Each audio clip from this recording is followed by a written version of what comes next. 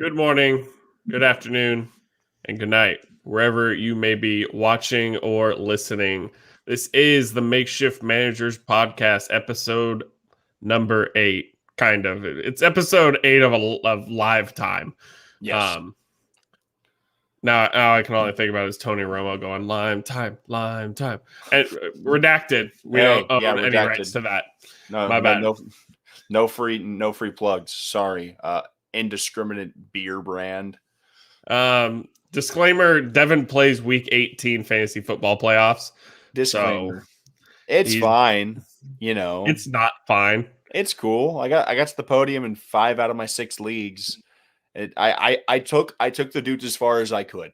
That's how I'm gonna put it down there. I assembled my teams. I said, you guys are doing great, keep it up. And they said, man, I don't like this extra week. And I was like, to be fair, you've never done this before. So it's not To be fair, Mike McCarthy loves Week 18. Mike McCarthy's a dirty liar. And if he's out there, you're on the list. Maybe it's like call him McChickens or something, but that shit was personal.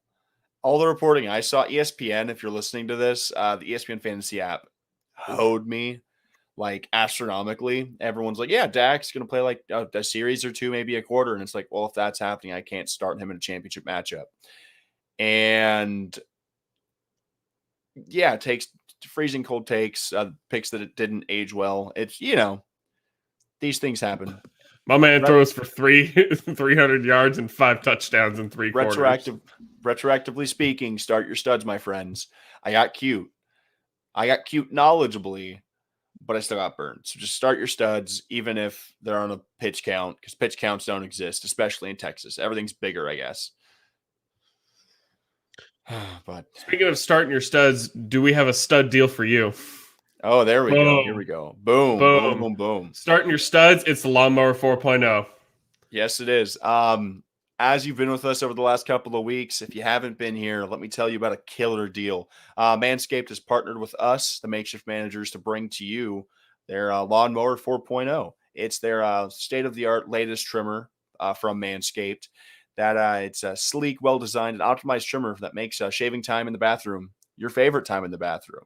And out of my use of using the Lawnmower 4.0, that statement could not ring any truer. We are some of the first people to actually use the Lawnmower 4.0. They sent us the performance package that came with the Lawnmower 4.0, the Crop Preserver, which is their ball deodorant, as well as the what's the ball toner called? Yeah, I forget the name of it, which is the annoying part. And then so yeah, the Crop Preserver, then your ball toner, the Weed Whacker, which is a very nice nose trimmer, which if you're like me, you get nose hairs, you got to keep them down or else you're going to look unsightly in public. But the Lawnmower 4.0, they've engineered it to be the ultimate groin and body trimmer by focusing on intelligent functionality and an incredibly comfortable grooming experience. The 4th generation trimmer actually features a cutting-edge ceramic blade to reduce grooming accidents thanks to their advanced skin-safe technology. And personally, Austin, I now feel confident shaving my boys. And you know about dem boys. Not my boys, but dem boys. Yeah, coming from someone who has some pretty sensitive skin, don't blame me. It's not my fault. The Lawnmower 4.0 is pretty great. It has an LED light, and I don't know about you. And I'm talking about you. I like to see what I'm doing. Seeing is believing. Seeing is believing, and after the results, you'll see it and you'll believe it. So why don't you go ahead and use the code TMSM at manscaped.com for 20% off words. There it is. And free shipping worldwide at manscaped.com. So internationally, nationally, Niner fans, Raider fans, Charger fans, all y'all can get it. If you listen to Pitbull, they got you covered, Mr. Worldwide. Lawnmower 4.0, it's compatible. Before we're done talking about it, just want to let you guys know it's got customizability. You got 4 different lengths of trimming heads for the trimmer itself. So if you like a little bit more length on your stuff, go for it. You can choose from 1 to 4, and you can just do yourself up the way you want to. And did I mention it charges wirelessly? My phone does it. People's earphones do it. It's the way of the future. It's simple, it's fast, and it's done. And with the power of their wireless charging base, and they also ship out a nice little brick and cord for you. You plug that brick into the wall, put the cord straight into your charging base, and you just set that thing down and you forget about it. And if there's one thing I love doing, Austin, it's forgetting about things. Because whenever you forget, you can be surprised. And with the Manscaped Lawnmower 4.0, at least in terms of my men's grooming, I don't think I'm in for any surprises in the near future.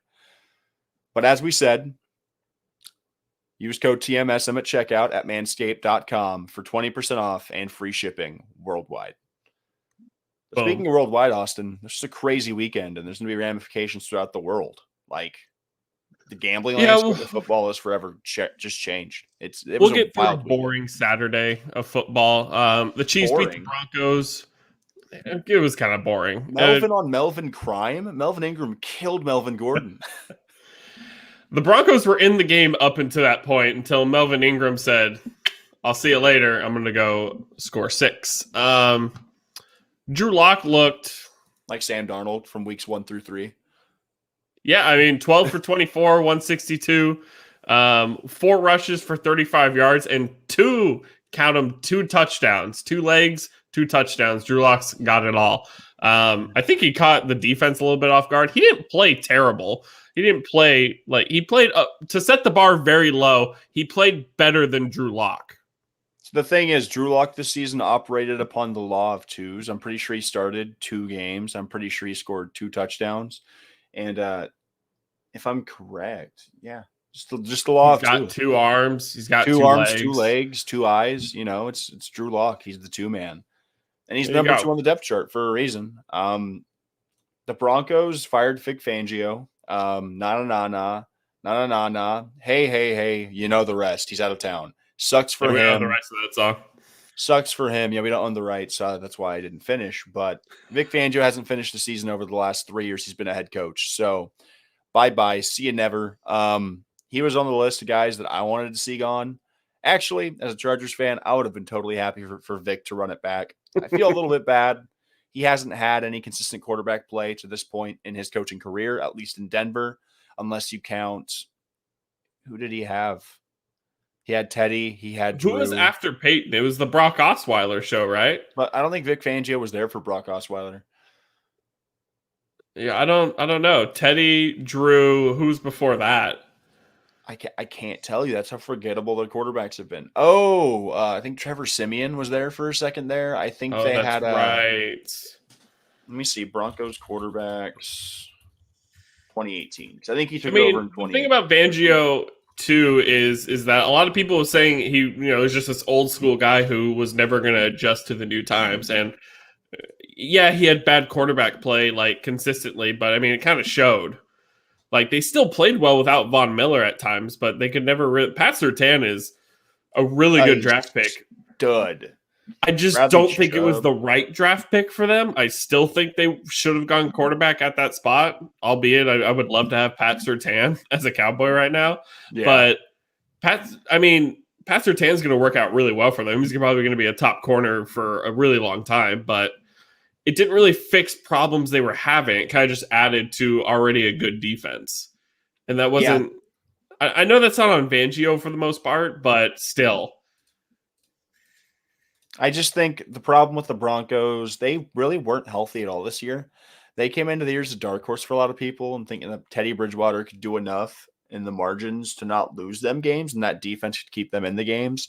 And then they'd make it up with the legs, I guess, of their running backs, receivers, and their kicker, which it worked out to start the year whenever they were playing terrible opponents. And so it's just too little too late for Vic Fangio. He hasn't done anything over the last 2 years, and this year was just the nail in the coffin. You can't, especially with the free agent class and possible movement of quarterbacks in the offseason that the Broncos are probably projecting and banking on going into the offseason. You can't have Vic Fangio at quarterback. It's just not going to work out if you want to get a guy like Aaron Rodgers or Russell Wilson to commit to playing for this team. They're probably going to want to have a say in who's going to be that coach, which I guess kind of works if Vic Fangio is still there because they can just let him go and bring in their guy. But I don't know. They're in no man's land until they can find a reputable starter or someone they can actually put their faith behind. If I'm the Broncos, I'd go after Tua, if that would make any sense. I don't know what they would move for him, but Miami doesn't seem to want to keep him around, and Denver has assets. Like, I think Tua could do fine in Denver with the tools that they have. Yeah, it's not the worst in the world. Plus, if we believe that Melvin Gordon's going to go somewhere, you got Javonte as the number one guy who deserves to see as much volume as possible. The dude is great at breaking tackles and yards after contact. So after this year, I don't think we're going to see many just bell cow scenarios moving forward. It's just not, because the thing is, the NFL's running back contract, I think, died this year. I don't think you're going to see a Derrick Henry, a Christian McCaffrey, Alvin Kamara type deal for running backs ever again. Well, the thing is, too, somebody posted about fantasy football and the RB1 for the PPR season, and there hasn't been a repeat since 2002. And I don't mean that as like a bad thing, but it just goes to show that once somebody gets the amount of volume that produces in the NFL and in fantasy, you start to trend downwards. You're not going to trend back to that same spot. Once you hit the top of the mountain, that's it. The only way to go is down. No guy stays at the top of the mountain. Look at Jamal Charles. Jamal Charles was a monster. And then that dude just got derailed by injuries. But if we're looking at it objectively, the Cardinals last year, Kenyon Drake left in free agency because he wanted to earn more money. They signed James Conner on a 1-year deal worth maybe a little over $1 million. James Conner scored 16 touchdowns on the ground this year. That's a lot. Exactly. And rushed for 752 yards. At running back, realistically, it shouldn't matter most of the time who you have back there, more so what you have in front of them. If your line can block, or any competent NFL back should be able to hit the holes. Yep. And so it's just... Except for Trent Richardson. Yeah, and that's just the way that I think teams are going to view it now, is they're just going to look at what's available, and they will, instead of paying this top-end talent, because yes, Jonathan Taylor is worth really good money. Alvin Kamara is worth really good money. But in terms of value to a football team, it's just not going to work the same way moving forward. And so I think running back is going to be very volatile. It's going to be very... I don't see bell cows. I don't see big contracts, and I see a lot of movement because teams aren't going to be willing to pay them. And if you're not going to pay me, I'm going to go somewhere else and try and get that money, i.e. Le'Veon Bell. Yeah. We'll wait until the Chiefs either win the Super Bowl or are eliminated to talk about what's next for them. For the Broncos, it's quarterback and head coach. And after that, we'll see what they can do. They have a solid defense. They have a solid running back. Their line is not the worst thing you've ever seen, but they need decent quarterback play, and they need a new era type head coach. And I think we'll get to it pretty soon, but I think we're going to name Brian Flores a lot for these open spots because he can really kind of go fill any of these spots right now. Well, wasn't Josh McDaniels' last coaching job out in Denver? No, it was he got hired by the Colts, but he quit before he ever signed paperwork. Quit in 30 seconds, yeah. Yeah, he was like, fuck that, I'm not doing it. I think his last time as a NFL head coach is out in Denver. Back with those Kyle Orton teams in the early 2010s. I don't even remember Josh McDaniels being a head coach. Has it really been that long? So his head coach of the Denver Broncos 2009 through 2010. And that's it. It's the only time he's ever been a head coach. Yeah. I don't blame him. Yeah, no, the Broncos, they need a coach. And the Chiefs, not much to say about them. Their defense did what they had to do. Mahomes didn't turn the ball over. He was the team's leading rusher. So, Josh Allen light, it looks like. I'm kidding. It's just funny to see it happen. Mecole Hardman had the game of his life. Not the game of his life. When Tyreek Hill has a catch for 2 yards, somebody's got to step up. Yep. But Mecole, whether it be Tyreek Hill number 2, Tyreek Hill number 3, Tyreek Hill number 4. If Tyreek and the Hills are able to produce, the Chiefs are a very hard team to beat. and they gutted this one out, and they should be very happy they did, because I'd much rather face the Steelers than the Pats. All right. Speaking of teams that need a head coach change, the Dallas Cowboys. Mikey. Look, I'm not going to really dwell on this for too long. We beat the Eagles 51-26. Our first team dominated the second and third team of the Philadelphia Eagles. Like most of the Eagles starters didn't play a snap. I think Jason Kelce played one snap just so he can keep his starter streak. And that's about it. The Eagles were going to be locked in as a seventh seed no matter what, win or lose, because if the Saints got in, then they would move above the Saints, I believe. But the Eagles were playing the Bucs no matter what, whether the Bucs were 3 or the Bucs were 2. There was no reason for the Eagles to play this game at all. It didn't really mean anything. Dallas sweeps the division, whatever, completely expected. Woo! Yeah. There was no reason for Dak Prescott to play 3 quarters. It pretty much, I believe it was to get him his passing touchdowns to jump over Romo for most in Cowboys history, to get that 4,000 yard peak. Like, now we're the first team with a passer with 4,000 yards, 1,000 yard rusher, 1,000 yard receiver, somebody with 10 plus sacks, and somebody with 10 plus interceptions. First team in history. Whoop-de-frickin' do. It's going to translate to us getting our fucking heads kicked in round 1 if we don't stop fucking around. I don't get why you guys didn't rest them sooner. So I'd much rather be fresh going into a matchup against a team like the Niners than fuck around. To be fair, we weren't. It was very expected us to play the Cardinals, but still, we needed to be rested regardless. There was no reason for the Cowboys starters to play 3 quarters, maybe 2. Maybe you could argue 2, because for some reason our defense looked real suspect against the 2 team of the Eagles. Like, Kenny Gainwell was running all over us, and we'll get to the playoffs later on in the show, but if that's going to translate into the Niners and Eli Mitchell, we're going to get our fucking heads kicked in. Like, it wasn't a good look. I didn't like it a lot. Like, cool, we beat Gardner Minshew. So has everybody else. That finally got the Eagles fans to shut the fuck up about him, though. Yeah. Gardner Minshew wins 1 game. He's the new Brett Favre. Holy shit. Like, oh, God. Good on Nick Sirianni for getting this team to the playoffs. The NFC East is by far my least favorite division in football. It is a dumpster fire of dumpster fire proportions. But the Eagles had a winning record. They're 9-8 on the year.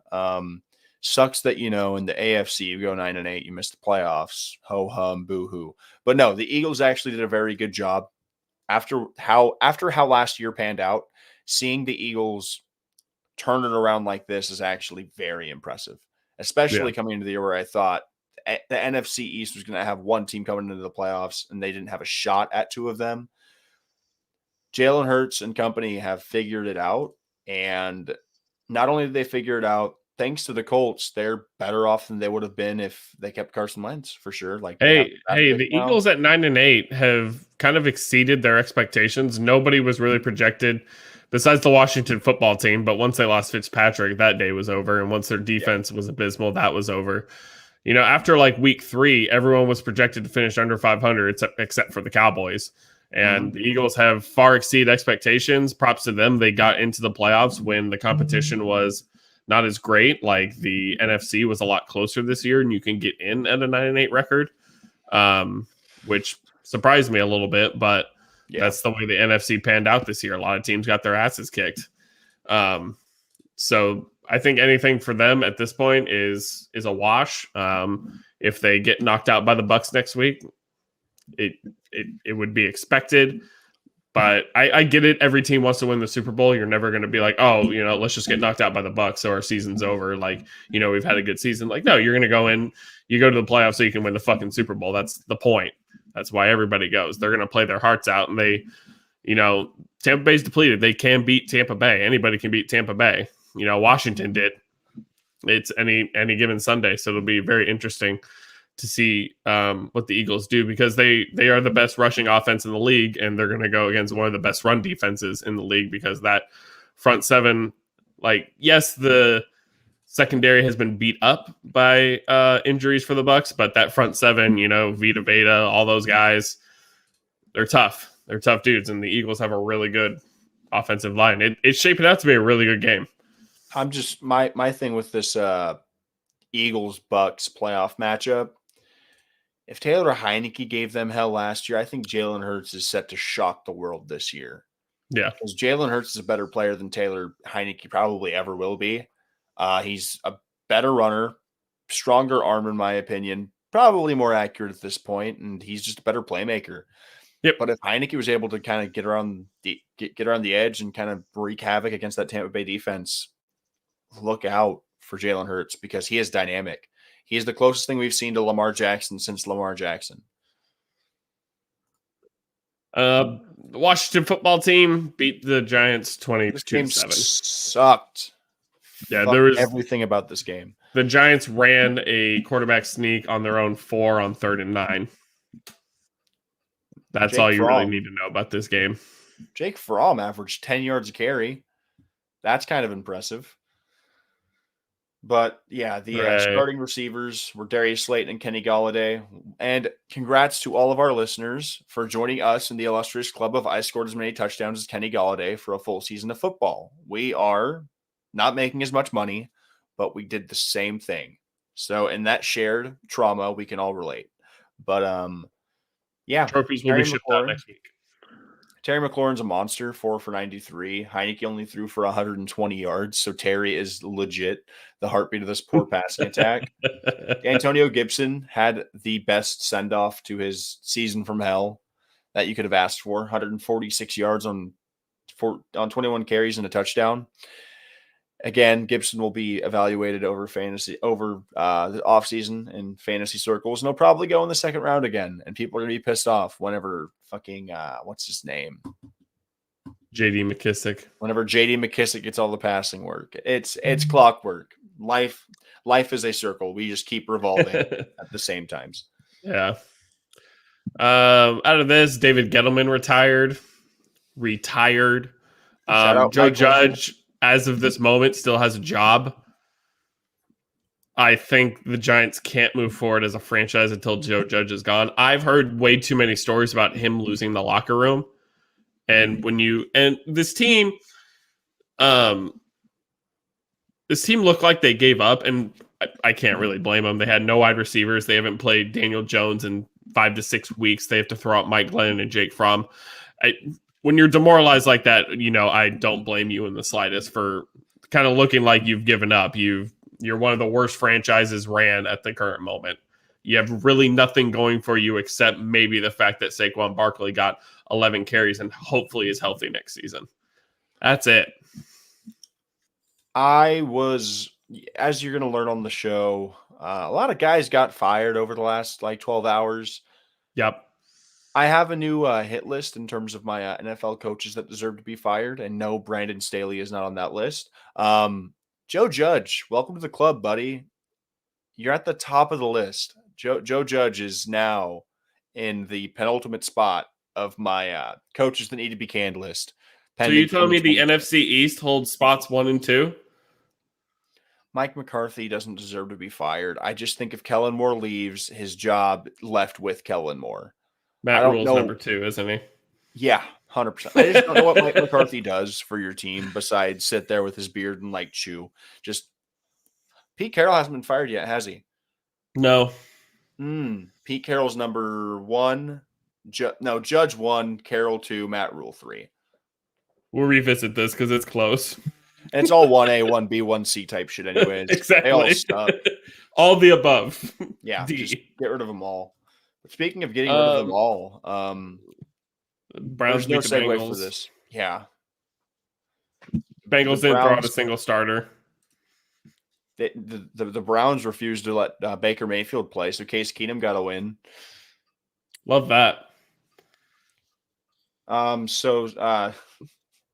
Samaje Perine, the backup for the Bengals, was touted as a waiver wire ad for Week 18. He received, I believe 10 total snaps, all on special teams, not one at running back. He accounted for 0 fantasy points. Did I add him? No, that was the one break I caught this week. Besides a femur or like a hairline fracture. But yeah. Congrats to the Bengals for winning their division. Congrats to the Bengals for being the 4 seed in the AFC. The playoffs are going to be the 3 seed. Wow, congrats to them. No, they're the 4 seed. Buffalo's the 3. You're right. My bad. I'm Redacted. dumb. Sorry about it. Redacted. But yeah, the Browns, they need to figure it out. They need a quarterback. They need to give Nick Chubb the ball. Dearness Johnson had 25 carries for 123 yards in the score. Nick Chubb has a broken rib. Chubb got 25 carries. I don't think Nick Chubb got 25 carries this year. He's nursing a broken rib this week, so it's defensible that he only got 9 carries, but he's nursing playing for the Browns. So is everybody. Jarvis Landry probably leaves in the offseason. They're not going to get Jadeveon Clowney back. Wait, no, Jarvis Landry can't leave. He's the best quarterback they got. I know. And the Browns have outwardly said they're going to move forward with Baker Mayfield as quarterback. So at least you have the Guardians, Cleveland.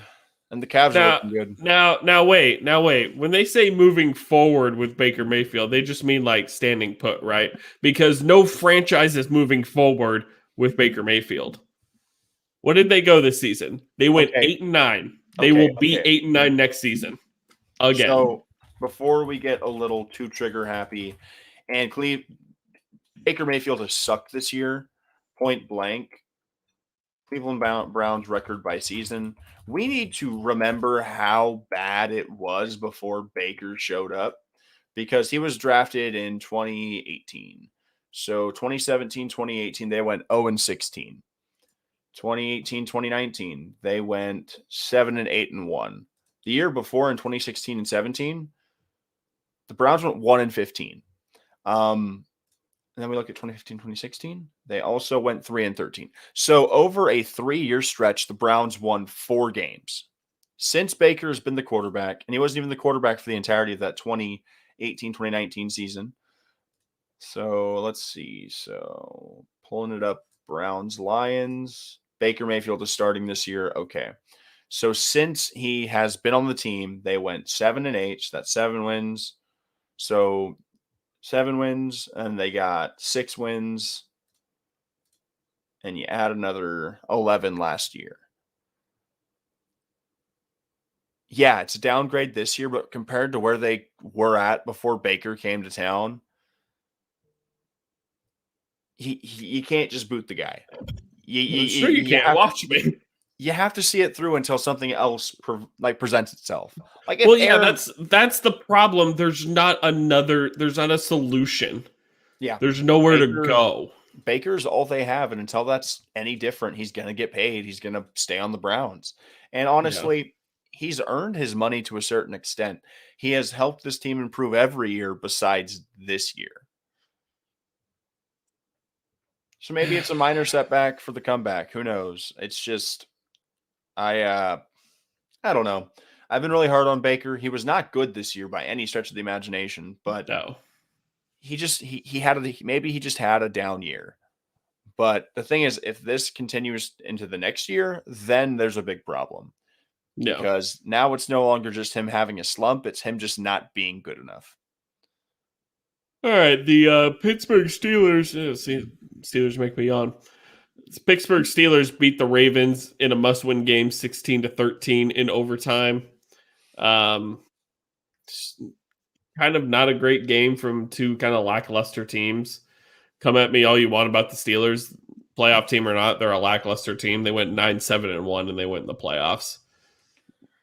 You know, it's kind of funny. People are saying, "Are you laughing about the Detroit tie now?" I'm like, yeah, because if you won that game, this wouldn't have, you wouldn't have been sweating Sunday Night Football. You would have been in at 10-7.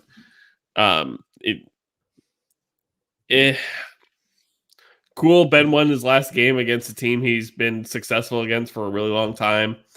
But Ben's final game is going to be him getting his head kicked in at Arrowhead Stadium. This is he had a cool send-off in Pittsburgh. The way they beat the Browns. This is a decent send-off to end his final regular season game. But the memory needs to stop right there. Because next week they didn't play well in Kansas City the last time, and I don't foresee anything changing again. So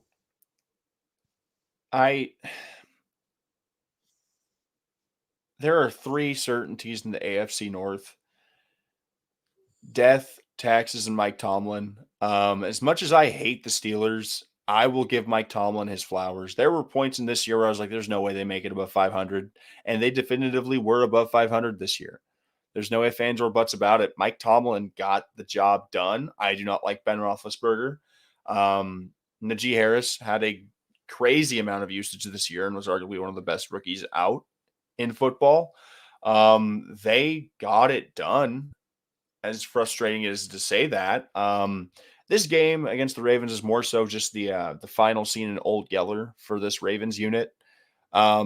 Pittsburgh took them behind the woodshed and put the bullet between their eyes. This Ravens team has been hanging on since week 10. And that's what Lamar their hasn't lost in a row. Lamar hadn't practiced in he hadn't played in 8 weeks. Damn near. Lamar has been out for a majority of the year. The fact that they are 8-9 whenever it's all said and done is a testament to John Harbaugh. But this was the season from hell for the Ravens, and the fact that they lost by 3 to their biggest rival is just salt in the wounds. Is it a testament to John Harbaugh because he went 8-9 with so many injuries, or is it a testament to John Harbaugh because he went for 2 twice and lost? Yeah, this team could have been freaking 10-6. Or not 10 if those 2 pointers get made, they're a playoff team. Yeah, they're a 10-7 team.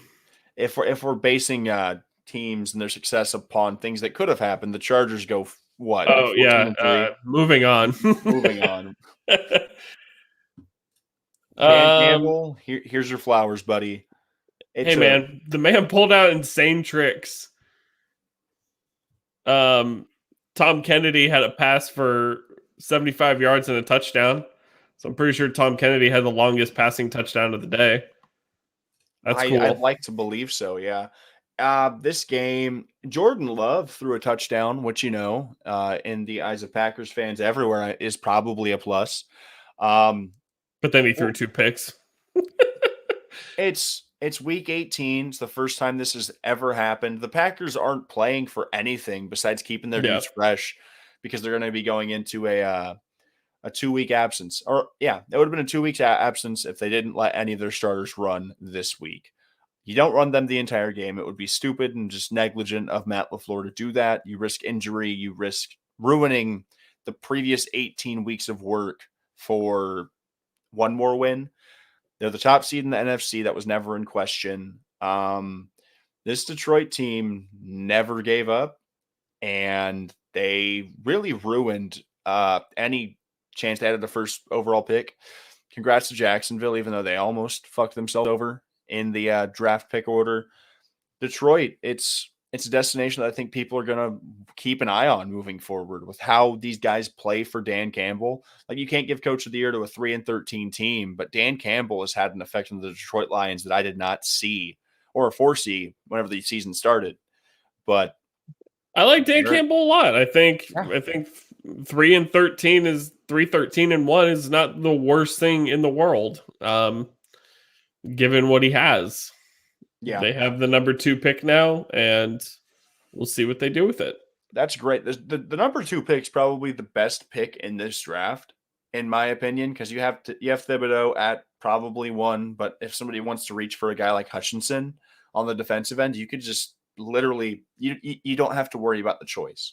You're gonna get a good quality player. There's 2 really solid guys, and you take the one that doesn't get picked. Exactly. You don't have a choice, essentially. You have to. It's like whenever the Chargers took Herbert. It's like Tua and Herbert were kind of paired together in that draft. And the Dolphins said, give me Tua. And it was like, we will gladly take Herbert. We love him. He is amazing. He's overachieved by every stretch of the imagination. Amon-Ra St. Brown. I drafted him in a couple leagues in fantasy, ended up dropping him because he wasn't producing immediately, which was dumb on my part. But he has arrived, and he should be a cornerstone of this Lions passing attack moving forward. He is a very talented player, and he's good. He was good in college. He produced in college, and he showed over the back half of the year that he can produce at the NFL level. It'll be interesting to see where he slots in if they add talent in the offseason, whether it be through the draft or free agency, because I think a guy like a Mike Williams or Michael Gallup Detroit will pay a receiver to come. Jared Goff has been able to produce winning seasons with talent around him. So if they want to stick with Goff, they are going to add talent around him as the team improves. But St. Brown, whether he be your slot receiver or even one of your perimeter guys, is projecting to be pretty damn good for some years to follow. All right. It's time to shit on the Colts. Nah. You know the rest. I'm not going to do it. The ghost of Urban Meyer lives, and apparently he hates horseshoes. He found a horseshoe in his burger at Applebee's one time, and it's been all downhill since then. Look, we talked about poorly ran franchises in terms of the Giants, and at least the Giants are bad. We know they're bad, and they're going to continue to be bad, and they're going to get high draft picks. The Colts are probably in one of the worst spots they could be in right now. They do not have a first-round pick now. They are not in the playoffs. They lost to the worst team in the league for the sixth straight year. They've lost in Jacksonville. They lost to Jacksonville week 1 last season, and that was Jacksonville's only win. Jonathan Taylor got stuffed all day long. 15 carries for, I guess maybe not all day long, but there were some big runs that got stuffed. 15 carries for 77 yards. And Carson Wentz fucking sucks. It's more complicated than just saying Carson Wentz sucks. Carson Wentz is broken. This Colts team, Frank Reich, I'm not going to call for his head, but he is a key contributor to Carson Wentz being moved to the Colts. Frank Reich was the quarterbacks coach on that Eagles team that won in 2018 or 2019. 2019, the Eagles team that won the Super Bowl against Brady, the Nick Foles Philly special, Dreams and Nightmares, Meek Mill, whatever you want to call it. That was the team of destiny. And he was the quarterback coach there, and he loves Carson Wentz. And you can feel about Carson Wentz however you want as a person. I'm not going to judge that. But as a quarterback, he has been a direct downgrade upon what Phillip Rivers was last year at 40 years old. Frank Reich has gone through 3 quarterbacks in 3 seasons as the head coach of the Colts, and he's probably going to have to go through 4 more before he finds who his guy's going to be. Because if Carson Wentz cannot figure out what his career is going to be, the Colts are not going to be a playoff contender. Jonathan Taylor had a year unlike any other back this year, and it just wasn't enough. And it never was going to be enough because, as I've said throughout the year, the Colts had a very tough start to the year, but they could make up for it in this back section, and they had dropped numerous games prior to this game, but this was the straw that broke the camel's back. And they beat a lot of teams they really didn't have business beating at the time, but these last 2 games against the Raiders and the Jaguars, and I'm not taking anything away from the Raiders, but that's a game they need to win. That's a game they blew. They blew a game against the Titans. They blew a game against the Raiders. They didn't show up in Jacksonville. Who else? Let's see. Let's just look at their losses.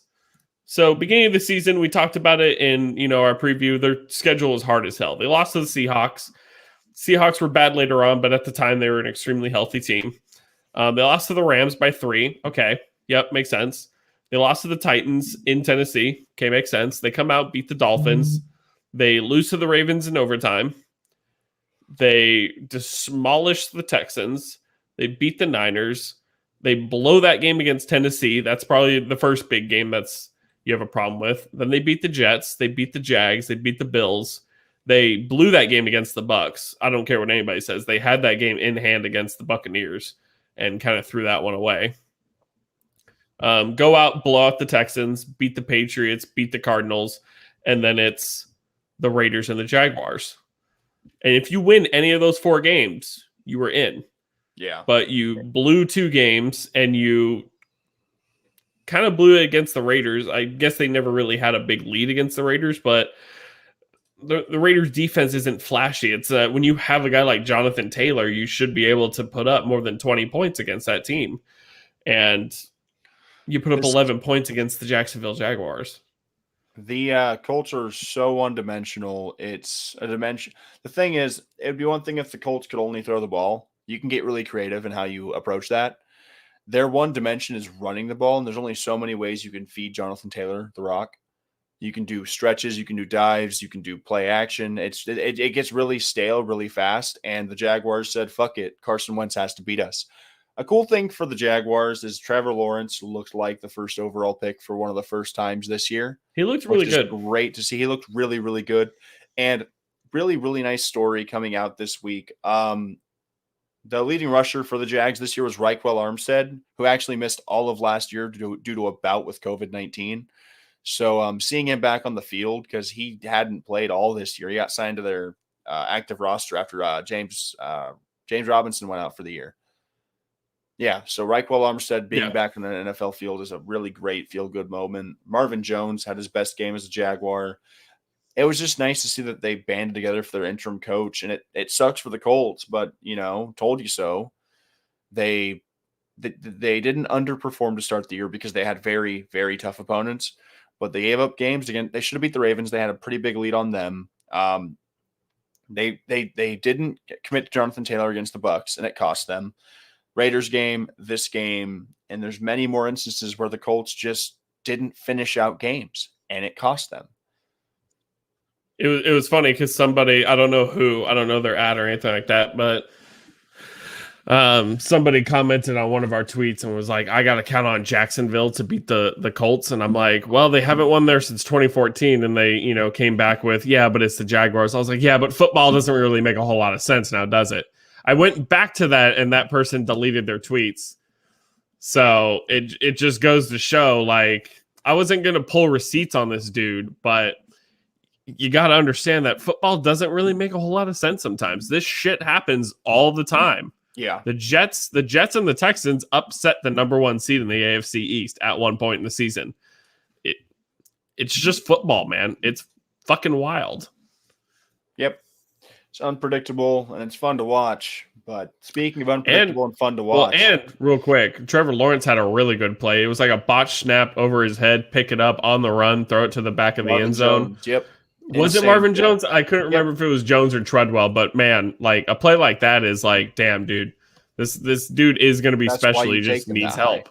Yep. He has that it factor. Speaking of not having the it factor, Mike Zimmer and Matt Nagy, you're out of here. Pack the bags. You're going somewhere that's not Chicago and not Minnesota. Oh, this is like a weight off of my chest over the last 7 weeks. Nagy, Zimmer, and both of their GMs are out. Ryan Pace and Rich Spielman. Unnamed Minnesota GM. No, yeah.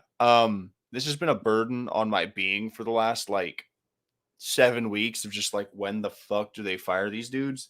And it finally happened. So shout out the ownership groups out in Chicago and Minnesota. Kirk Cousins capped off his best year as a quarterback to date with 3 touchdowns and 250 yards. So good for him. No playoffs for you, but he had a really good year according to his standards. Andy Dalton, congrats on finishing a year as a starting quarterback. David Montgomery, I wish he would have scored a touchdown. Darnell Mooney, thank you for producing on my bench in fantasy. Dalvin Cook, stay healthy. Justin Jefferson, you're that dude. KJ Osborne, don't know how he only had 1 reception. The game went how I thought it would. The Vikings are the better team. No one thought differently. Justin Fields is not out there. There's no upside for the Bears unit whenever Justin Fields is not playing. And back to the drawing board. New head coach and new GMs. It'll be interesting to see where some of the players on these teams are come next year. Because Justin Fields is the starter, but I don't know what Minnesota's doing with Kirk Cousins. Yeah, in the end for me, if Mike Zimmer is supposed to be this great defensive mind, your defense fucked you over all year. Look, Kirk got a lot of shit over these past couple of years for getting this big old deal and kind of being a mediocre quarterback, but he had a good year.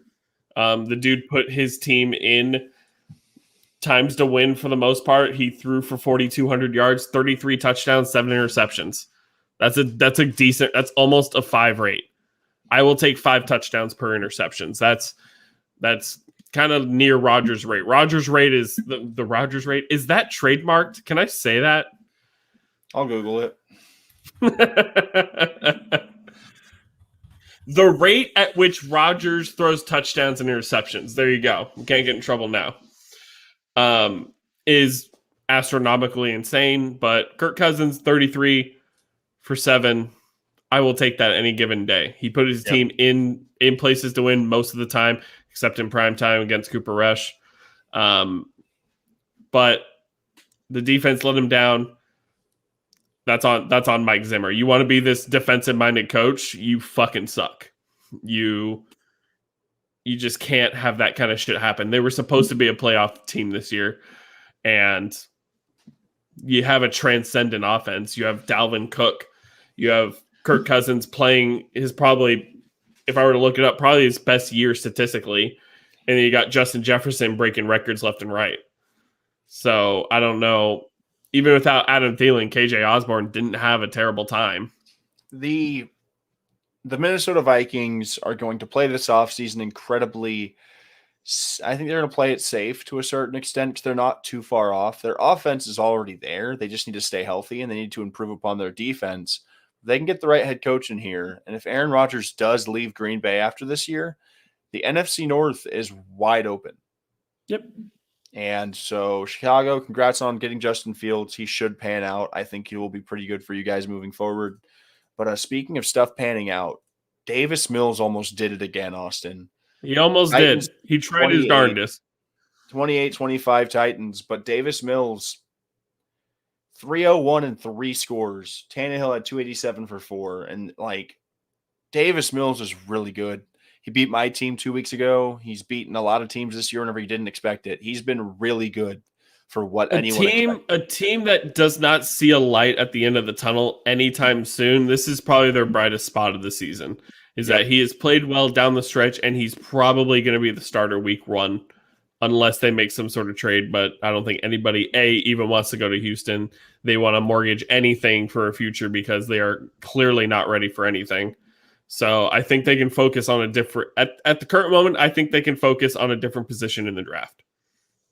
Davis Mills has been better than Zach Wilson. Davis Mills has been better than Trevor Lawrence. Not saying he's a better player than either of those players, but statistically, he's been the best rookie quarterback besides Mac Jones, give or take. Yeah. But yeah, congrats. Titans are the number 1 seed. Yep. Derrick Henry gets a week of rest. If he comes back in the divisional round, that's going to be scary because, of course, the Titans get the lowest seed, remaining seed. So if that is one of the wildcard teams, I definitely think they can beat any one of those teams, whether it be the Raiders, the Patriots, or the Eagles. Yeah. A healthy Derrick Henry. This dude has no miles on him this season for the most part for the past 10 weeks. So he'll be ready to go if he is healed. I'm also looking forward to just if you look at the distribution of Tennessee's attack, they were really balanced. Obviously, Deonta Foreman had 21 carries. They ran about 34 run plays in total. They had 32 total, 30 actual designed runs. Tannehill had 2 runs for -2 yards, but the receivers put in some work. Westbrook with a touchdown, A.J. Brown with a touchdown, Julio with a touchdown, and Ferguson caught a touchdown. Julio Jones' first touchdown of the season, baby. Some things never change. Some things never change. The Titans are looking really good. Mike Vrabel should be coach of the year. What he did this season 100%. With what little he had to work with for most of the year is commendable, to say the least. He's been the best coach, either the top seed in the AFC, which is, in my opinion, a more competitively inclined conference than the NFC, just based upon the talent. I will say this. There are plenty of other coaches who have a say in this. The AFC and the NFC have been a dogfight all season. It's probably one of the most wide open playoff brackets I've ever seen in my lifetime. For outside of 2 or 3 matchups that seem definitive, they still might not be definitive, and it's wide open this year. But Mike Vrabel literally lost the heartbeat of his offense. He had to put up with Ryan Tannehill having some really bad fucking games against Houston and the Jets. But they came out. They won when they needed to. They are the number 1 seed. Mike Vrabel has done enough, in my eyes, to take that award away from anybody else. The only other person I would even give votes to is Matt LaFleur, but he's not going to get it because he's been here. He's gone 13-3, 13-4 the last 3 years. If he was going to win the award, he would have won it 3 years ago or last year. It's just and not a whole lot has changed for the Packers. It's not like they had to fight through adversity. They still had their two-headed running back tandem for most of the year. They've had Rodgers miss one game, and he still has Devontae Adams. They improved on defense. It sucks that he doesn't get the award recognition because he's already been great. Yep. But that's just kind of the way it crumbles sometimes. No, yeah. He's a great head coach. That's fine, but it's just not going to get him the award. Yeah, Matt suffers from the fact that his quarterback's Aaron Rodgers. It's partially the reason why Bruce Arians probably won't get much discussion in Coach of the Year as well, because he coached his team to the same record that the Packers have. But if you look at the Packers and the Bucs, they have a lot of help. They have a lot of top-end talent on offense and defense. The Titans had one of the worst defenses in football last year and turned it around this year thanks to the help of like Bud Dupree and whoever the else is over on that side. And they drafted Horn. Caleb Farley, round one. He's been gone. He's out for the year. But Farley is probably talented as shit. Mm-hmm. But the problem when he was drafted was injury problems. And they drafted a top-end corner and didn't get him this season. And the thing with the Titans as well is just he did more with less. This Titans team is the best case scenario for what basically if you put the Ravens in the AFC South and the Titans in the AFC North, I think the records are the same for both franchises. You just switch them. So if the Titans go to the AFC North, they finish 8-9. Ravens go to the AFC South, they finish probably 12-5. So it's the way that the cookie crumbles, and it's the way that geographically they were located. The Titans got very fortunate. They had got to play against the Jags and the Texans for a good fourth of their schedule or whatever it is. And they swept the Colts. Yeah. It'll always be wild to me that, like, I get it, strength of schedule is a thing, but we don't choose our schedules. Yep. The Dallas Cowboys did not choose to be in the NFC East, although we probably would have given the chance anyways. But it's funny when you beat the teams you're supposed to, nobody bats an eye. But then when you drop games to, like when Tennessee dropped games to Houston and New York, it's this big fucking deal. But then when they go out and win 12 games against teams that they're supposed to beat and a couple teams they weren't supposed to beat, it's like, oh, okay, they're AFC South champions. Like, oh shit, they're the number one seed. Like, sports are weird. Sports are really weird. The thing is, the Titans, they didn't just beat the bottom feeders of their own conference. They beat the Chiefs. They beat the Bills. This is a team that, even with all of the deficiencies they've suffered, whether it be through injury or just lack of player availability, Mike Vrabel has pushed every button correctly. He earned the 1 seed. They beat the Chiefs and they beat the Bills. I don't know if they played the Bengals, but they have beaten everybody that technically could have an argument to be better than they are. They're the 1 seed that made the most sense to me if somebody had to pull it out, because they have been around. And the thing is, don't give me the excuse of they beat the Chiefs when the Chiefs were bad. That's not a thing. Teams go through bad stretches all the time. Don't tell me they were bad. I hear that all the time, that the Cowboys, the only good team they beat were the Patriots, but the Patriots weren't good at the time. Well, the Patriots are a fucking playoff team. So obviously they were good. We were pretty good. Yeah, exactly. Like, I don't like, oh, the Chargers weren't great at the time. That's not, no. We beat a team during a bad stretch. And like I said, nobody gives a shit if you're in a bad slump when you show up. You play to win the game. Like, it's crazy to me. Okay. We've been ranting a lot, so I got to fly through a little bit. Saints Falcons, Taysom Hill, Liz Frank, nothing else. Pretty much. Cardinals need to beat the Seahawks. Didn't. Russell Wilson had a great game. Rashad Penny had a great game. That's a game Arizona can't lose, especially at home. I don't think it changes my opinion of the Cardinals too much. I still think they can beat the Rams. I hate Cliff Kingsbury. I'm aware. You also hate Pete Carroll too. Two head coaches you also hate. Yeah. So there you go. Bills beat the Jets. Bills are AFC East champions. They need to beat the Jets to do it. Zach Wilson 7 for 20 for 87 yards and a touchdown. If there's any rookie quarterback that I slightly feel bad for, it's Zach Wilson, because pretty much everybody in his division has a kind of really good defense. Patriots, Bills, and Dolphins put out good defenses most of the season, so he's had it a bit rough. But I like what I've seen out of Zach Wilson, out of some explosive plays here and there. He doesn't have a ton of help around him. Michael Carter hasn't always been there, and Michael Carter's going to be a stud. Robert Saleh putting out four wins with this team is probably his ceiling this season. And they had some good shockers. They beat the Bengals. They beat the Titans. They beat the Texans, and I can't remember their other win. They almost beat the Bucks. They played well. They were in most of the games they played this season. They got blown out a couple times early in the season, but I like what I saw from the Jets most of the season. 4 wins for the Jets is a great start. Also, I'm going to call back to my prediction for the AFC East.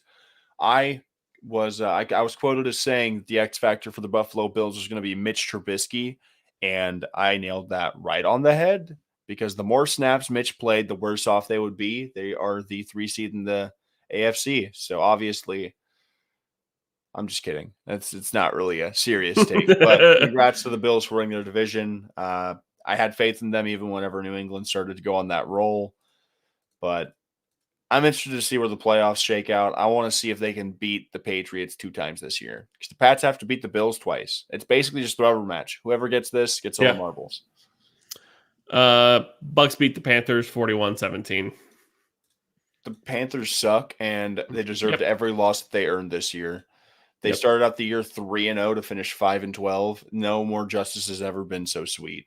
Matt Rule, you are on the thinnest ice I've ever seen. Yeah. Maybe Joe Lombardi's gone. Who knows? Not much to say. We'll talk about teams and their Joe chances. Lombardi. Joe Brady?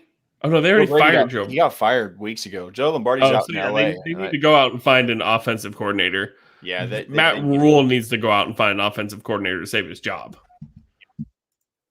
Because right now he still has a job, but we'll see how long that lasts. Dolphins beat the Patriots 33-24. We'll talk about Mike Flores, Matt Flores. Why am I forgetting his name? Brian Flores. Brian. We'll talk about Brian Flores another time. Because honestly, he could have a job by next week. He could have a job by tomorrow. True. Mac Jones threw a pick 6. In the end, this game didn't really matter for the Patriots. They are the 6th seed. They probably maybe could have been the 5th seed if they won, but there isn't much here. Tua threw for 109 and a touchdown. The defense for the Dolphins put him in good spots. Duke Johnson ran for 117 yards. So, cool. Shout out Bob Stevenson, Damian Harris, and Brandon Bolden for frustrating fantasy managers all across the world. You love a 2-headed backfield? Let me introduce you to the Patriots carousel of running backs. And they got lucky that James White didn't play this year, because it would have been just like playing slots. You're just hoping you can get 4 Damian Harrises in a row, because if not, good luck. Fucking camera hog. Look at this camera hog. Oh no. Why are you hogging the camera, dude? Speaking of hogging the camera, Sean McVay really wanted to be on national television. For somebody that went and celebrated with his team on the field, it must hurt losing. You were up by 16 at that point. You go out there, high five Tyler Higbee. And then Kyle Shanahan cracked his knuckles and said, you gosh darn idiot. Jimmy Garoppolo, you hate to see him come, and you love to watch him leave. Threw 2 picks and a touchdown, and Deebo Samuel is the best quarterback on their side on Sunday. They pulled it out. Yeah, Kyle Shanahan continues to know how to beat the Los Angeles Rams. They come back with 14 in the third, 7 in the fourth, and 3 in overtime to win it. Did Stafford throw another pick 6? Pick 6? I don't think so. I don't think they were pick 6s. Okay. They were picks, but I don't think they were pick 6s. Stafford had 2 picks, part par for the course. Tyler Higbee came out to play this week. The last 2 weeks of his season were just like he was making up for lost time. Cooper Kupp did not catch any NFL single season record, whether it be yards, receptions, or touchdowns. He finished, He won the Triple Crown, but won the Triple Crown, but didn't break any single season records. So Michael Thomas, you're safe. Calvin Johnson, you're safe. I find it incredibly interesting that Matthew Stafford has sustained the 2 greatest individual receiving seasons in NFL history. He's that guy. yeah. Now we'll find out if that actually plays out to be anything of worth coming into the postseason. Shout out Cam Akers for being inhuman. He popped his Achilles in training camp and he played in week 18. Didn't see that coming. Happy for him. Love Cam Akers. Going to be running that backfield for the next decade, all next 3 years, because, running backs don't get paid. But the Rams came up short. Did you place a bet on the Rams or something? You were Kyle one down dog. Kyle Shanahan and the Niners willed themselves back into the playoffs. And the last time we saw them in a playoff format, they killed Aaron Rodgers. So do not take the Niners lightly. They are basically the Jason Voorhees of NFL teams. They are not dead until you watch them get buried. And that's not even good enough for them. So they pulled it out. Niners are a playoff team. I'm interested to see how they'll actually pan out this year. And we have reached the pinnacle of the podcast. Okay. What can I say? So, the Chargers are the Chargers, and they found probably the most Chargers way to lose. It's the thing that happens. I've lived through Marty Schottenheimer. I've lived through Nate Kading. I've lived through Norv Turner. I've lived through Anthony Lynn. I've seen Phillip Rivers throw jump balls to 5'10" running backs. I've lived it. I've dealt with it. LT on a exercise bike on the sideline is still occurring in my nightmares. The Los Angeles / San Diego Chargers are the biggest underachievers in professional football, and I'm not mad. They didn't necessarily underachieve this year. They could have done a lot more. We finished the season 9-8 and missed the playoffs by a hair. We beat ourselves more often than not this year in terms of penalties. Even looking at this game, we got 10 penalties for 108 yards. It's like a 70-yard discrepancy against the Raiders and what they were penalized for. And when you have more penalty yards than the Raiders, you're doing something wrong. We let them get up early. We stormed back. Then we couldn't score in the third quarter at all, and we had to literally claw our way back from death. Herbert had to convert 3 4th downs on the final drive of that game. The man threw the ball 64 times. I didn't see that number. Dear, I love Justin Herbert. None of this is his fault. Justin Herbert. The thing is, if this were any other year as a Chargers fan and I had like a 40-year-old Phillip Rivers, yeah, I'd feel a certain way about us not making the playoffs. Justin Herbert's going to be 24, 25 after this season.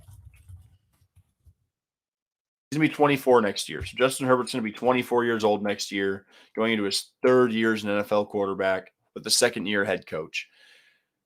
This year, I told everybody, Austin included, I expected the Chargers to be a wild card caliber playoff team, probably having to win 10 games to make it in. And I was correct. Yeah. We were this close to making it. And genuinely, it shouldn't have been that close in the Raiders game because we should have beat the Chiefs in LA. We could have beat the Raiders this game. They won the coin toss, which obviously didn't matter. It came to field goals. But I think if the Chargers get the ball to start overtime, I feel like we could have scored a touchdown with how momentum had gone. We also should have beat the Cowboys, in my opinion. We got some really bad luck there. The Micah Parsons, welcome to the NFL. Your first sack is a joke. That happened. Little shift. We blew that lead to KC. We lost to the Texans. There are like 4 or 5 games across this season where the Chargers just let teams off the hook. And in doing that, we failed to realize we let ourselves on the hook. Let's just quickly go through. You beat Washington week 1. We almost got hoed out of that game. You There was lost to the Cowboys week 2, very close game. But yeah, you almost got hoed out of that Washington game. You go into Arrowhead, you beat the Chiefs 30-24. You beat the Raiders, you beat the Chargers, or you beat the Browns. You get annihilated by the Ravens. Never shut up for that game. You dropped a close one to the Patriots. Yep. You beat the Eagles. You drop one to the Vikings. Beat That the one shouldn't have Steelers. happened either. Got beat up by the Broncos. Yep. Beat the Bengals. Beat the Giants. Lost to the Chiefs, a very winnable game. Lost to the Texans, a very winnable game. But Rex Burkhead just this season for you guys has come down to the rushing defense, and you and I talked about it offline 20 minutes before the podcast starts. It's going to be, I think a lot of people will disagree when I say what you said earlier, but you guys, outside of the X amount of stars that you have, there's not a whole lot there. Yeah, this Chargers roster, while we have one of the most star-studded teams in football in terms of top-end talent, like household name guys, Keenan Allen, Austin Eckler, we got Corey Linsley at center, Justin Herbert, obviously, Derwin James, Joey Bosa. Our defense is held together by Derwin James and Joey Bosa. Chris Harris Jr. has not been a serviceable NFL defensive back since the Broncos were playing for Super Bowls. Chris Harris Jr. has not been that guy. We gave up on Casey Hayward. We traded Desmond King, and we went all in on Chris Harris Jr. It just can't happen. He can't be our number one corner. This year, Adderley played well. Kenneth Murray had a year from hell this year. He could not stay healthy. Kazir White was really good for us, and Chenna Nwosu had a really good year. But these aren't guys that you're going to. Asante Samuel Jr. had a really good start to his rookie year, couldn't stay healthy. Jerry Tillery and Justin Jones just aren't going to cut it interior-wise. We need defensive tackles, point blank and period. Our offensive line has improved immensely. Rashawn Slater was the best tackle Pro Football Focus has seen, rookie-wise, in the last decade. This team is so good. We just need to get that much better in the margins. We fixed our special teams. We can return kicks now with Andre Roberts. Dustin Hopkins hits field goals unlike any kicker we've had over the last 4 years. And the thing is, if the Chargers would have just cut Vizcaino as soon as he started missing kicks, we probably aren't in this situation. And I know everyone's going to say, well, Brandon went for fourth all the time. If Brandon Staley doesn't have the philosophy to go for fourth, we don't beat the Chiefs and we don't even have a shot to make it to the playoffs against the Raiders. To sit here and crucify our first-year head coach for making decisions that he had the balls to make in the moment is just it's irresponsible. Brandon Staley coached. I'm not even going to go back to. Let's talk about the two biggest things that everyone's talking about. Didn't matter. The timeout did not matter. So we'll get to that in a second. No. The 4th and 1 on your own 18.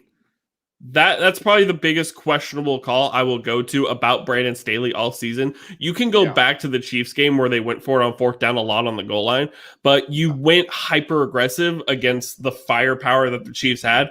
Whatever. You took him to overtime. You got beat by Travis Kelce. It is what it is. Don't tell me, we could have kicked field goals at the time. But if you kick field goals at the time, it then becomes a different game. It plays out differently. You can't say that, the future changes based on what happened before. Like, the game isn't played the same if you take 2 field goals instead of 2 turnovers on downs. It just doesn't work that way. It's just like saying, what if I throw a fastball up and in instead of a hanging slider? The game changes very, very, one slight change changes everything. The timeout. It's 3rd and 4. It's the Chargers 40? 41? Yeah, it would have been like a 55-yarder if that. There are about 5 seconds left on the play clock, and there's about 30 seconds left in the game. Brandon Staley calls a timeout because his personnel for a run play is not good. Yep. Josh Jacobs. What's the uproar? I'm confused about what the uproar is, because here's the thing. If Josh Jacobs got stuffed, they're kicking 58 yards. It's Daniel fucking Carlson. They are going to kick that field goal. If you get pushed, I can maybe understand if they don't try and kick like a 65, 66 yarder, because then you take kind of that play of catching it and taking it all the way and losing the game. That kind of weird play. Yeah. But up until 61, 62, I'm throwing out Daniel Carlson because he's done it all season. He's the best kicker in the league right now next to Justin Tucker. Yeah. The dude's won the Raider games all season. Yeah. The timeout, I think Brandon Staley's getting shit for the timeout because he's gone. He's been ballsy all year. He's been going for it on fourth down and making all these gutsy calls. But he called the timeout because he needed to get the right guys out on the field because it's 3rd and 4, and Josh Jacobs had been busting our ass all game. He averaged 5 yards a carry. It was 3rd and 4. If you don't have your guys out there, you need to stop Josh Jacobs. You put people out there. Then he rushed for 10 yards and they kicked a field goal. To sit here and say the Raiders weren't going to kick the field goal is just ludicrous. If Rich Bisaccia, like, it's all fun and games whenever Bisaccia and Derek Carr, like, yeah, we were planning on running the clock out. The fuck you weren't. No, that's not how that works. If Bisaccia's plan was to run the clock out, I'm planning that he's probably not going to be an NFL head coach coming into next year. You do not openly admit that in a competition of the magnitude of an NFL football game. It's just you play to win, and it's that simple. So all the shit about, well, we're just going to run out the clock. No one was playing for a tie in that game. If you were playing for a tie, you wouldn't have tried to kick a field goal in overtime. Like, they kicked the field goal in overtime to take the lead and then give you guys the ball. If you were playing for a tie, that drive doesn't happen. I don't see the problem with the timeout. Were they good to run the ball? Probably. Yep. Whatever happens on that play, but Derek Carr's going to do the same fucking thing that he did when Josh Jacobs run it. He's going to stand next to a referee, look up at the clock. When it hits 2 or 3, call timeout, kick a field goal. Nothing changes. The timeout literally just changed the personnel on the field and probably the type of run they were going for. Yep. But can't sit here like Brandon Staley provoked the Raiders going for a field goal. No, he didn't. I think that's ridiculous. Stupid. It's comical. And to bash Brandon Staley because he cost the Chargers a playoff spot it's just ridiculous. Calling a timeout whenever the Raiders are charging down the field, getting into field goal position, and then he calls a timeout to try and stop them from getting into better field goal position, which doesn't work because our rush defense is absolutely porous. It's a revisionist history type thing that I'm not going to get behind, and I'm going to stand by the head coach. I am here for the Chargers. As a Chargers fan, that I've been a Chargers fan my entire life, and I am going to sit here and say I am a Chargers fan probably until the day that I die. And here's the thing, too. When the right personnel comes on the field, if Josh Jacobs gets stuffed on that play, and then they try and kick a 60, 59-yard field goal, and then Daniel Carlson misses it, yeah. Brandon Staley looks like a genius because they're going to ask him, why'd you call a timeout? I had the wrong personnel. You bring on the right personnel, he stops the play. It's not his fault that he put the right personnel on the field, and they just did not execute because your run defense has been abysmal all season. It's in the bottom 3 of the league, and it's been in the bottom 3 of the league consistently. It's not. I don't know. And the thing with me is the Chargers finished 9-8 in the most unpredictable year football has seen ever, and in the toughest division. In the toughest division in the toughest division in the NFL since I don't know when. They had an above 500 record, and the Texans game, Rex Burkhead killed us, but we were missing like all of our dudes. Keenan out, Mike Williams was out. Keenan Allen played, but I think Eckler was out. I think Derwin and Bosa were out. Basically, we were our second unit for the most part, besides Herbert in that Texans game. Yeah. So we finished with an above 500 record. It's our first year head coach, second year quarterback. There's nowhere to go from here but up, and that's the way I'm going to have to look at it because. Good for the Raiders, good for their franchise, good for their fans. They had a season from hell that I don't think anybody predicted for them to have. They persevered. Now they're going to play in the playoffs, and they're going to have to try and beat this Bengals team, which I think they could probably do. But Staley, happy he's my coach. Herbert, ecstatic he's my quarterback, and we just got to improve. You guys have one of the most – We have the most cap in the league. We have the highest cap number in the league. We can sign almost anybody we want. If you guys stuff that defensive line, you're in spot to win 11 or 12 games next season. We need to tag Mike Williams more likely than not. add a D tackle in the draft or free agency, improve the corners, and number one on our list is re-sign Derwin James. We need to max him out and get him under contract moving forward because it's Joey, it's Derwin, it's Eckler, it's Keenan, it's Herbert, Slater, and Lindsley. If we can just fill the holes around them with competent to above average NFL players, the top end talent, as long as there's depth around them, should be good enough to not only win the AFC West, but push for Super Bowls. Because KC, their whole window of their rookie quarterback deal and maxing out these other aspects of the game is gone. They're going to have to get more creative and get a little bit more lax in other areas. The Chargers need to pounce on the opportunity that they've been given with this rookie deal that Herbert has. Because whenever we have to start paying him big money, there is no easy way to improve the other spots. So we had to pay Dak Prescott $40 million. You're paying Herbert close to the same. 100%. He'll make more. That's the way the NFL works. The cap goes up and the salaries go up, but it's still going to be a bigger percentage, regardless of how you cut it. So hopefully the offseason we improve. We'll be talking about it as the year progresses. But all in all, it was a positive year for the Chargers. Terrible way for it to end, but I'm proud of the guys. Yep. All right.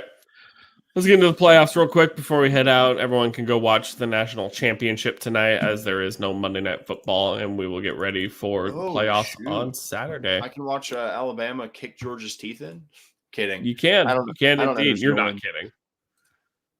Georgia's got some studs. Their defense is scary. But yeah, Bryce Young is a problem. All right, let's start with the Raiders and the Bengals.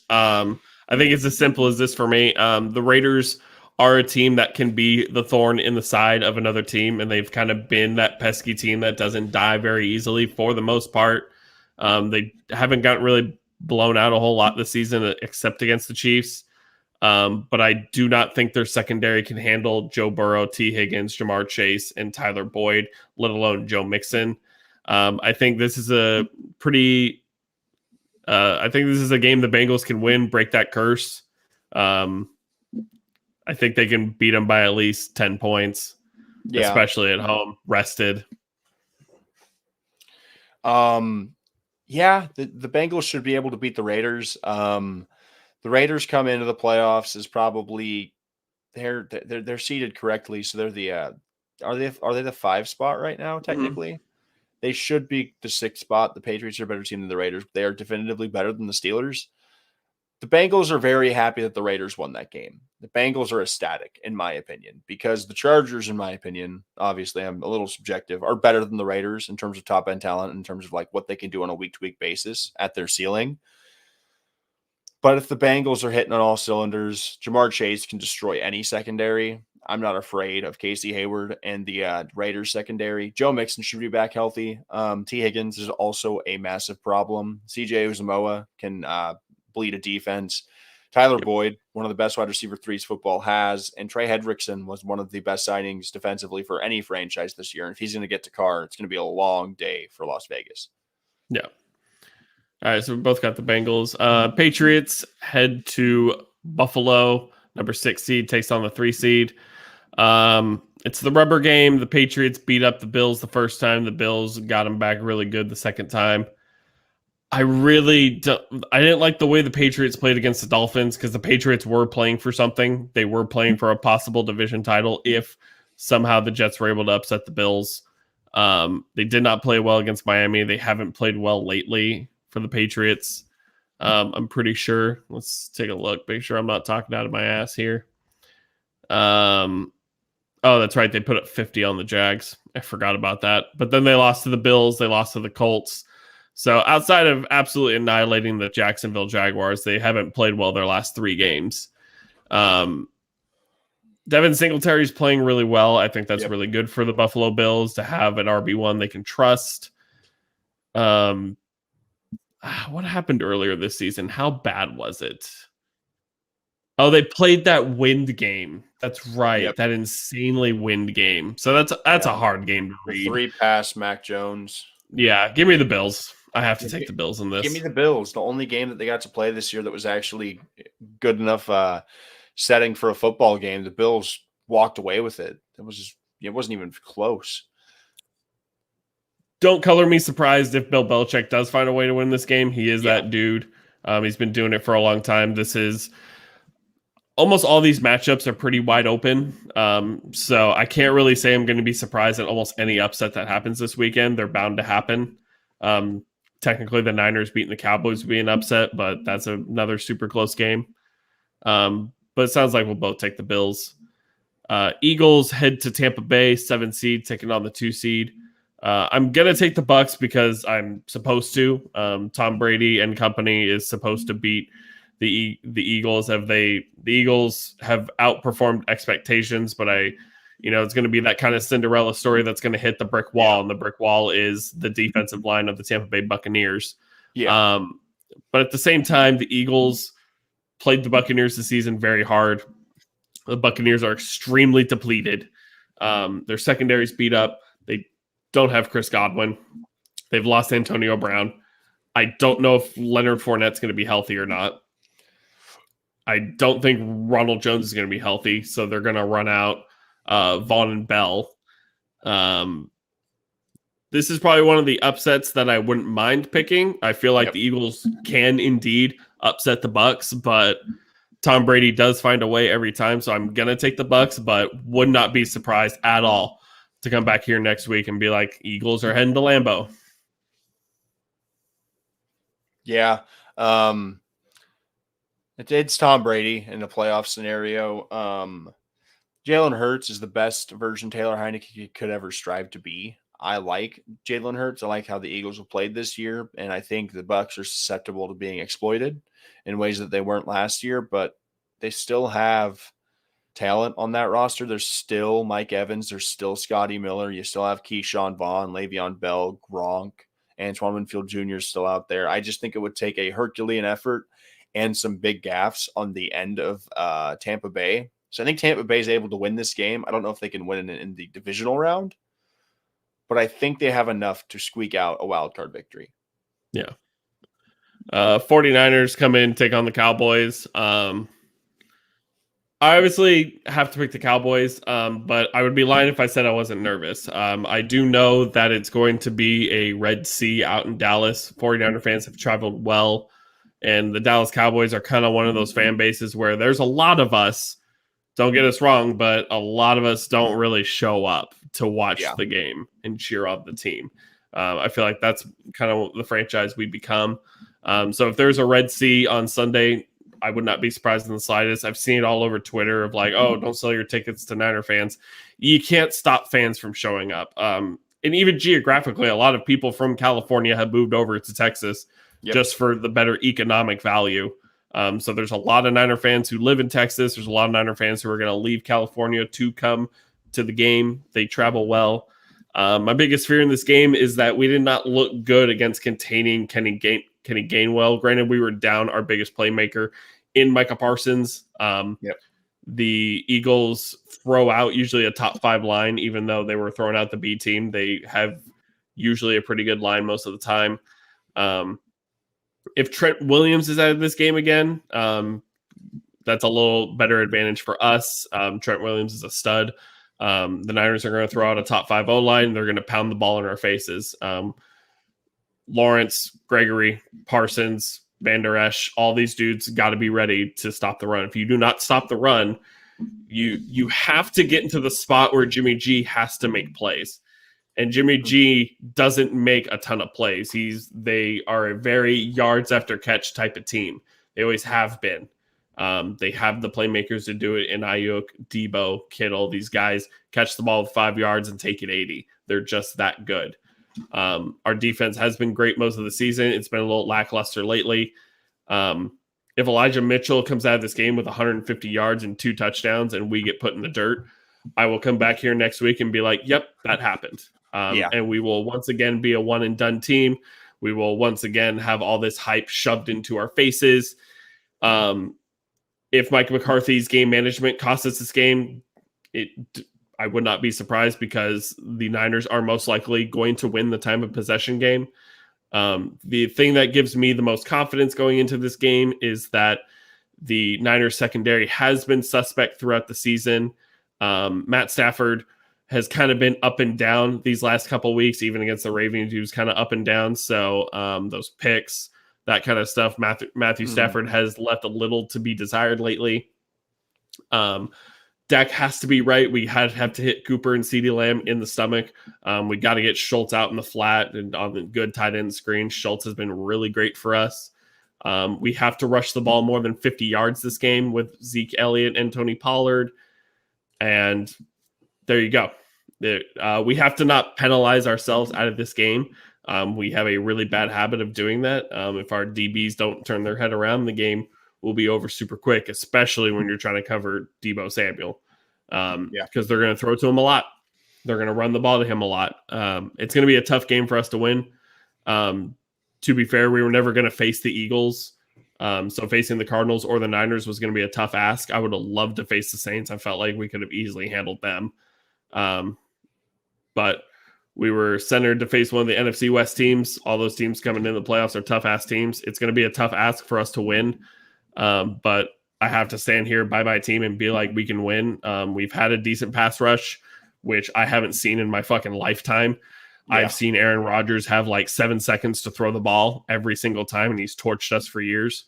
So we got to force Jimmy to try and do the same thing, and we already know he can't for the most part. So we'll see what happens. Yeah, I couldn't have said it better myself. Your team is your team, and I think the Niners can pull this one out. I'm not going to pick them out of respect for you as a person. I'm going to pick the Cowboys in this wild card matchup. Their offense is really high octane. Their defense is overachieved all year. Jimmy Garoppolo is prone to make mistakes, but Kyle Shanahan is a better coach than Mike McCarthy, in my opinion, for all the flaws that he has. Whenever teams are this closely compacted, I think the coach kind of plays out. It's opposite of that Bill Belichick, Sean McDermott thing. I think the teams are a little bit more spread apart in terms of talent. I think Josh Allen's a far better quarterback than what you're going to get out of Mac Jones. I think Josh Allen could be the trump card in that matchup. I don't think Dak necessarily will be the trump card in a matchup against the Niners because their rush offense is their bread and butter. And their offensive line is so dominant. Yeah, it wouldn't surprise me if it comes down to a point. Look, we can't show up in the fourth quarter. We have to show up in the first quarter and stay there the entire game. We've had bad habits of showing up late, and this is not a team you can show up late against because they are going to eat the fuck out of the clock. And they are damn good at it. The thing with them, too, is Nick Bosa is unlike probably any edge you've seen in your division all year, besides Chase Young. And Chase Young, you maybe played once this year due to injury. Yeah, we are honestly our biggest edge rusher we faced this year probably was Chandler Jones. And Chandler Jones was in the backfield a decent amount of times. We held him a little bit. But yeah, we're going to need to – I hope Tyron Smith is healthy. Like I love seeing Tyron Smith out there and doing what he do. That dude is great. Love Zach Martin. Love our offensive line, but they got to give Dak time. Dak doesn't move like he used to, and he needs to stay in the pocket for the most part. That's what he's been doing. Yep. And, I like what I saw from Cedric Wilson, even though it was against the B team of the Eagles. We're without Michael Gallup, which sucks a lot, but Cedric Wilson has to be the next guy up. Yep. But like I said, if I come back here, I will look the camera dead in the eyes and be like, the Niners straight out beat us. It doesn't surprise me in the slightest. Outside of the Rams and the Cardinals, these are probably the next two closest teams in terms of skill, teams being good. Like this is probably the biggest toss-up game for me, even as a Cowboys fan. I'd love to be confident, but I'm not going to sit here and be unrealistic and, we them boys. Yeah, I get you. Speaking of being unrealistic, tell my Steelers are going to get their fucking heads kicked in. The Chiefs are like a league above you guys. Ben's arm is shot, and if you're wanting to get into a shootout with any team in the playoffs, Kansas City is not that team. TJ Watt's going to get to Mahomes a little bit, I'm sure. The Chiefs' offensive line has improved over the year. Minkah Fitzpatrick can't cover Tyreek and Travis Kelce at the same time. This is not in the cards.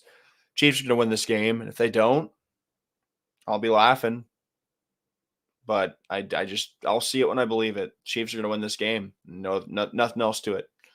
Yep. Yeah, not much to say about it. It wasn't close the first time. Don't think it's going to be close the second time. Yep. Cardinals take on the Rams. The Rams, if they had won, they would have moved into the 2 slot and they would have been playing the Eagles.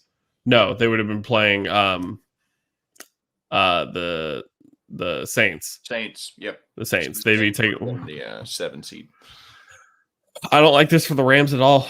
I really don't. Not ideal. It's not ideal. This is about the other toss-up game. The two NFC matchups are almost all the NFC matchups are toss-up games because of the way Tampa Bay looks and how the Eagles have played lately. I'm going to pick the Cardinals. I just like the Cardinals better.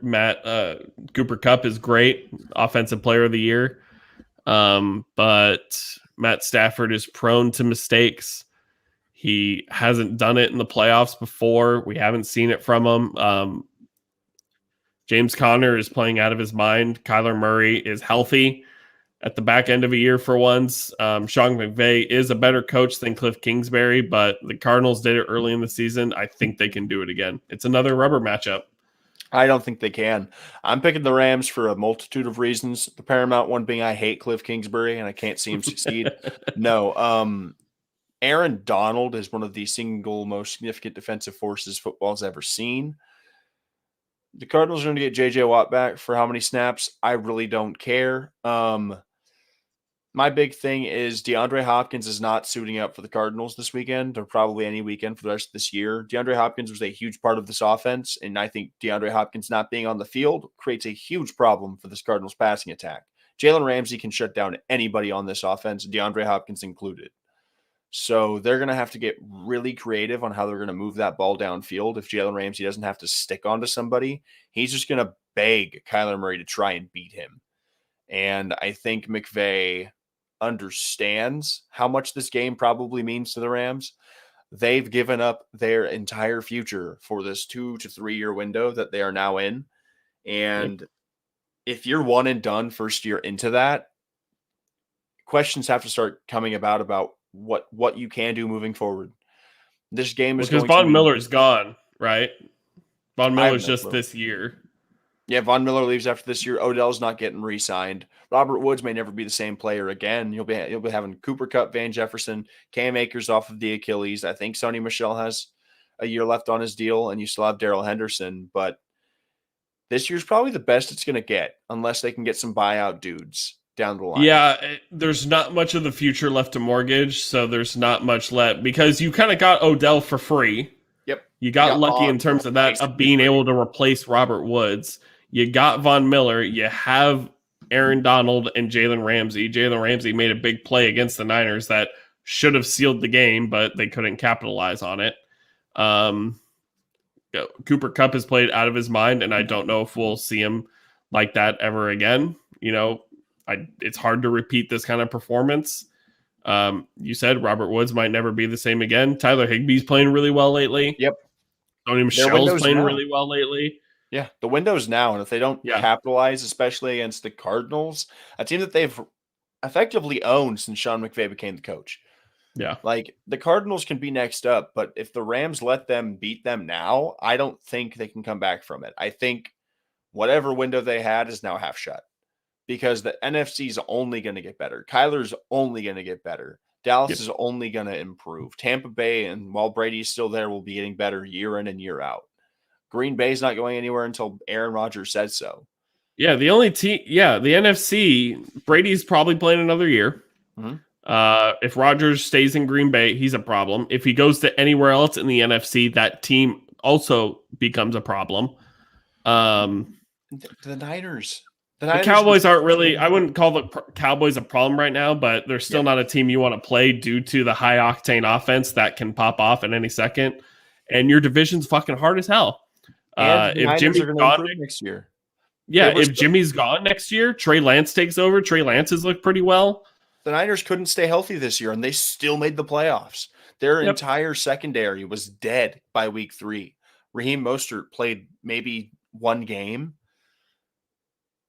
There's so little margin for error in this LA thing that they have to win this game. If the Rams don't win this game, it's over before it ever starts, because I don't see them having this advantageous of, I don't see them having this same scenario play out again. If the Cardinals start out hot next year after this year's experience, I'd be damned if they didn't finish it out. Yeah. The Cardinals gave the Rams the division. Now the Rams have to take it. The Rams essentially have to take the division, because if the Cardinals win this week, they won the division. It doesn't matter who won the division. Mm-hmm. So yeah, the Rams have to win. The Cardinals could win, but I'm betting on the Rams. And right now, SoFi isn't really home field advantage. SoFi is not really that great of a play. It's a nice stadium. Amazing Would stadium. love to go, but nor the Chargers nor the Rams get a whole lot of love. Hey, Chargers fans show up in SoFi. I don't know about the Rams fans. The Chargers have actually had some really nice turnouts. It's not like that soccer stadium a couple years back. The Chargers actually show up for those games. Yeah, it's just, I'm excited. Super Wildcard Weekend. Cardinals and Rams are on a Monday night, so we got Monday night playoffs. That'll be really interesting. Kind of sucks that one of those teams gets a short week once they win. Yep. And you might have to play the Packers. Jeez. Ooh, yeah, not ideal. Yeah. It's gonna be hell. It's gonna be a wild weekend. It is called Super Wildcard Weekend for a reason. It's gonna be super. It's gonna be wild, and cards don't exist. It's all the Cardinals, but we throw flags, not cards. I don't have to stress about anything football related for the next 12 months. So have fun, Austin. It's going to be a wild weekend. To be fair, if Elijah Mitchell breaks off like a 25-yard run on the first play of the game, I'll just take my sweater off and just sit back and drink. At that point, I'll be like, all right, I'm good. Yeah, it's going to be a fun weekend, guys. I am looking forward to talking about it, as always. Yeah. So that'll do it. Next week, we will bring you my schedule is a little different next week, so we might be here on Monday, we might be here on Wednesday, because of the wild card game throws us for a loop a little bit, the way things will be determined. But if you follow us on Twitter at TMSM Podcast, it's right there. Yes, sir. Pointing's hard. Pointing is hard. Speaking of pointing down to our little handy dandy coupon code at manscaped.com. Don't forget, use code TMSM at checkout for 20% off and free shipping worldwide. Shout out to our friends over at Manscaped for partnering with us. Sorry to cut you off, Austin. Not going to point down low again. It's okay. I will. Use the code. Buy your stuff. I know you got Christmas money, and I know you still have it. Hey, man. It's only been a couple weeks. No need to hoard. Income tax is coming up sooner rather than later. There you go. Why wait when you can just do it now? Exactly. But speaking of doing it right now, like Austin said, follow us on Twitter, Instagram at TMSM Podcast, as well as our YouTube page. If you're watching it there, you already know where we're at.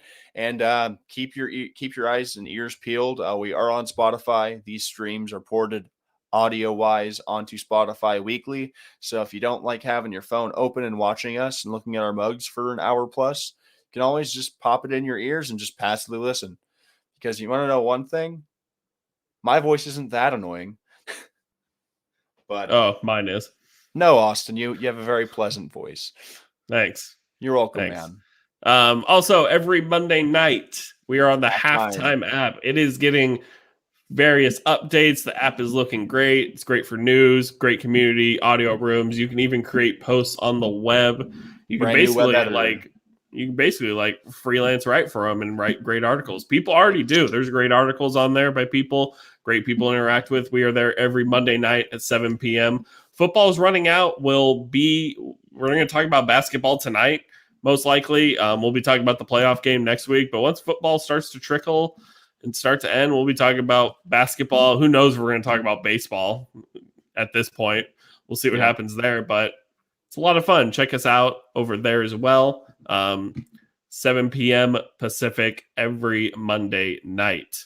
Halftime, man. It's the sports forum by fans for fans, man. It's a very organic and just welcoming place. If you love all things sports, you can't go wrong. So that'll do it for us, I'd say. A little bit of a long episode, but hey, fuck it. I had to exercise some demons, man. We finally hit our field goals, but we couldn't hit the playoffs. But as the Chargers said last night, it's about time I say it too. So for me and Austin, to all of you,